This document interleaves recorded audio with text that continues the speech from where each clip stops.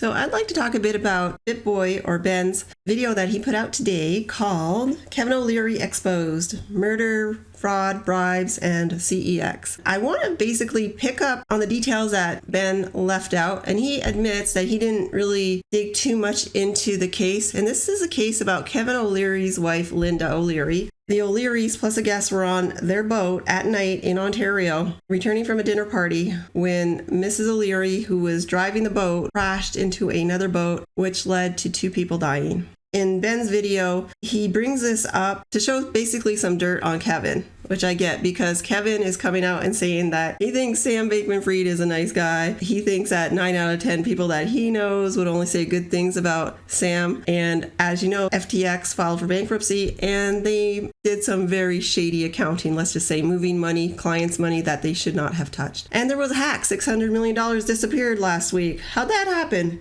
They think it's an inside job. So as it is now, Sam Bankman-Fried has not been charged with anything. And this is why I will talk about that part at the end, because I think that's kind of why Kevin O'Leary is playing Mr. Nice Guy here and saying positive things about him when probably he would say something else. The part that BitBoy left out, and he didn't do this on purpose, he admits he just didn't dig that deep into the boat accident case. And BitBoy was saying he feels that she should have been charged with something more, maybe perhaps manslaughter. And I'll tell you why that didn't happen. So all due respect to BitBoy Crypto, I love that channel. I'm more of a I Am George fan, but I remember watching this when I first started off in crypto. Being that I'm in Canada, we heard a lot about the O'Learys in the news when this boat accident happened. So I just kind of feel it's my obligation to step in and say, no, here is what really went down. So a couple of years ago, the O'Learys were on their boat. There was 3 people, Kevin, his wife, and a guest. And it was nighttime. They were returning from a dinner party. And she was driving the boat and she crashed into another boat, causing the death of 2 people. She wound up